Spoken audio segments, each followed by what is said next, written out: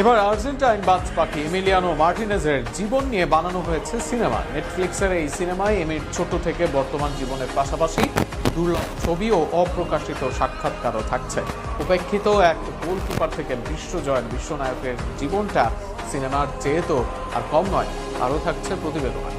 আর্জেন্টিনার বিশ্বকাপ জয়ী গোলরক্ষক এমিলিয়ানো মার্টিনেজ, যিনি আর্জেন্টাইন বাজ পাখি নামেও পরিচিত, তারই জীবন কাহিনী এবার রূপালী পর্দায় উঠে আসতে যাচ্ছে। জনপ্রিয় স্ট্রিমিং প্ল্যাটফর্ম নেটফ্লিক্স আনুষ্ঠানিকভাবে ঘোষণা দিয়েছে এই তারকার জীবন নিয়ে একটি পূর্ণদৈর্ঘ্য অ্যানিমেটেড চলচ্চিত্র নির্মাণ করা হচ্ছে, যা ফুটবল প্রেমীদের মধ্যে ব্যাপক আগ্রহ তৈরি করছে। চলচ্চিত্রটির নাম রাখা হচ্ছে দিবু মার্টিনেজ এল পিবে কে আকাতা এল টিএম্পো, যার অর্থ যেই শিশুটি সময় থামিয়ে দেয়।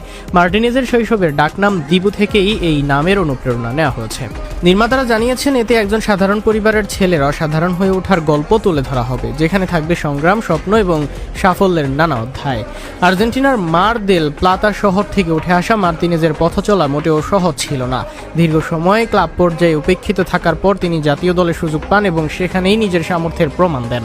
বিশেষ করে 2022 বিশ্বকাপে তার অসাধারণ পারফরম্যান্স আর্জেন্টিনাকে শিরোপা জিততে বড় ভূমিকা রাখে।